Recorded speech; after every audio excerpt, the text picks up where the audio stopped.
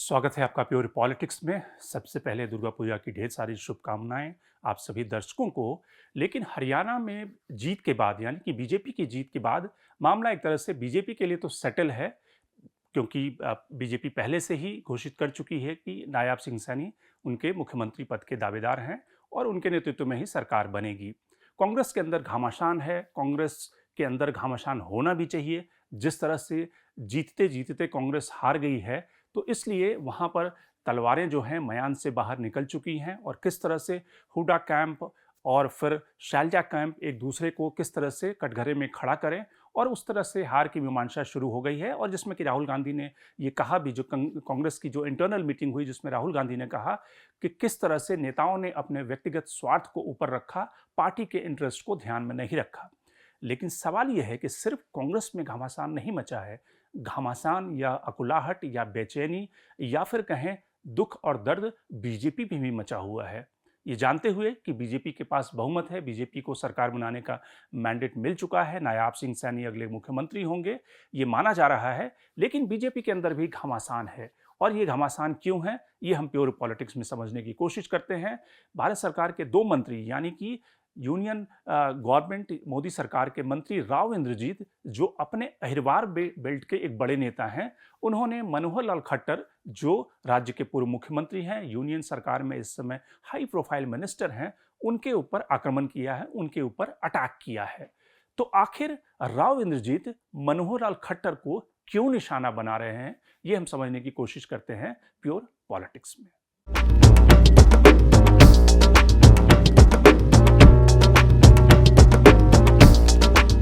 सबसे पहले शुरुआत करते हैं कि राव इंद्रजीत जो भारत सरकार में मंत्री हैं और अहिरवार बेल्ट के बड़े नेता हैं, यादव समुदाय से, अहिरवाल कम्युनिटी से आते हैं, और उनके पिता भी राज्य के पहले मुख्यमंत्री रह चुके हैं। तो उनके पास एक राजनीतिक लेगेसी भी है।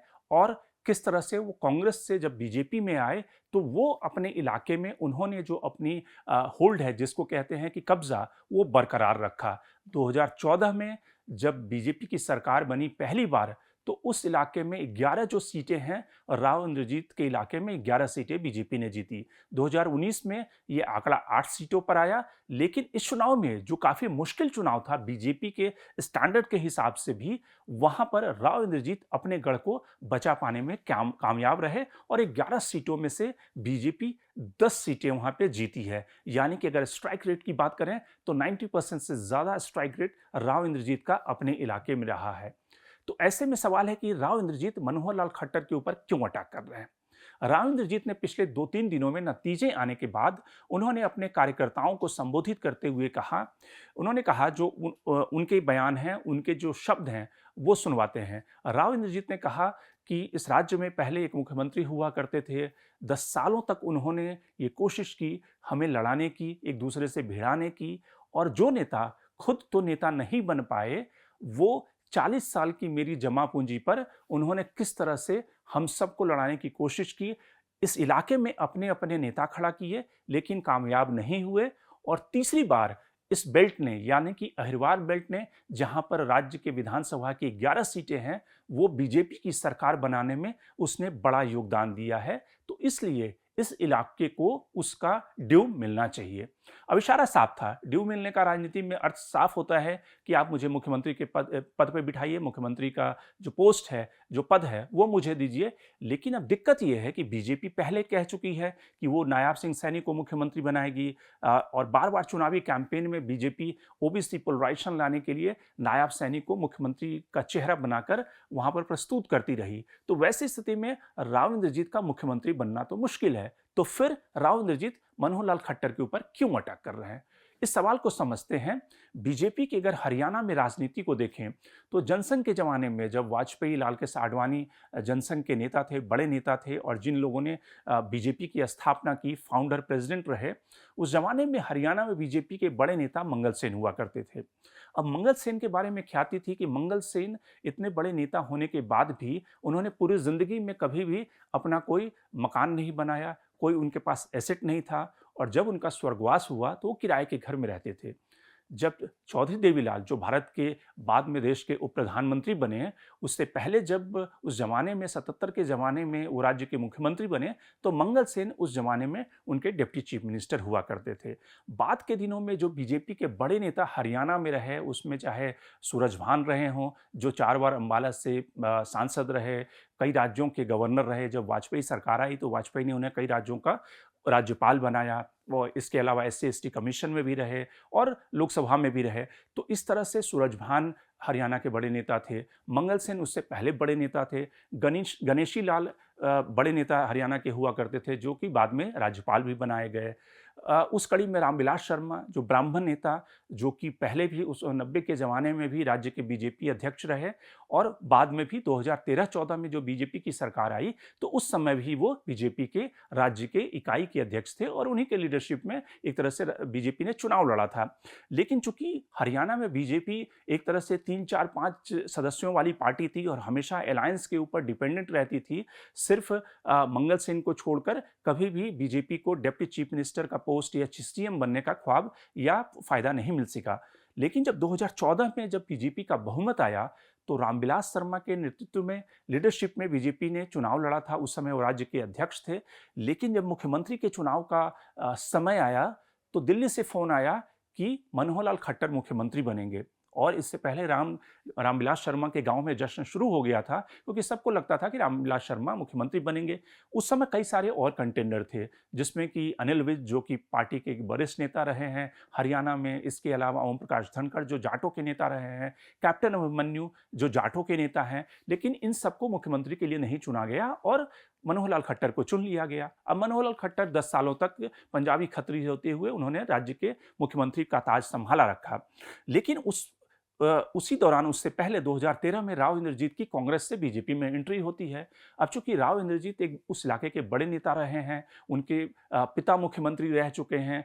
यादवों की जो अहिरवार बेल्ट है, जो कि राज्य की जनसंख्या में तीसरी बड़ी डोमिनेंट कास्ट है, यानी कि अगर आप जाट 26% को छोड़ दें, उसके बाद दलित को ले लें, तो अहिरवार की अच्छी खासी संख्या है हरियाणा में। राव उसके सबसे बड़े नुमाइंदे हैं। तो जब राव इंद्रजीत कांग्रेस से बीजेपी में आए, तो उन्हें मोदी सरकार में स्टेट मिनिस्टर बना दिया गया और उनके लोगों को टिकट देकर एडजस्ट किया गया। यही कहानी 2019 में भी हुई और इस बार भी राव के जो लोग हैं उनको नहीं लगता कि उन्हें मुख्यमंत्री बनाया जाएगा। अब चूंकि राव की छटपटाहट ये है कि उन्हें मुख्यमंत्री का ताज नहीं मिलेगा, लेकिन कम से कम उनके जो लोग हैं, क्योंकि इस इलाके में अगर आप बीजेपी की संख्या 10 सीटों को घटा दें, तो बीजेपी की संख्या उतनी ही आ जाती है जो कांग्रेस ने इस चुनाव में पाई है। तो राव इंद्रजीत का एक बड़ा योगदान है बीजेपी की तीसरी बार सरकार बनाने में, क्योंकि बाकी इलाकों में तो जाटों का गुस्सा था। और इसीलिए अगर आप बीजेपी के स्ट्रांग होल्ड इलाके को देखें, तो बीजेपी के ये हरियाणा में 3 बड़े स्ट्रांग होल्ड इलाके हैं। पहला है जीटी बेल्ट जो यानी कि दिल्ली से जो हाईवे जाता है अंबाला तक, वो इलाका प्रॉस्पेरिटी, रियल एस्टेट और नॉन जाट वोटों की कंसंट्रेशन के कारण बीजेपी का एक स्ट्रांग होल्ड इलाका है, जिस इलाके से मनोहर लाल खट्टर चुनाव लड़ते हैं या फिर नायाब सिंह सैनी चुनाव लड़ते हैं, अनिल विज चुनाव लड़ते हैं। और चूंकि बनिया और बाकी पंजाबी कम्युनिटी के कारण ये बीजेपी का पुराना स्ट्रांग होल्ड इलाका रहा है। उन इलाके से अगर देखा जाए तो 23 विधानसभा की सीटों में बीजेपी इस बार 14 विधानसभा की सीटें जीती है।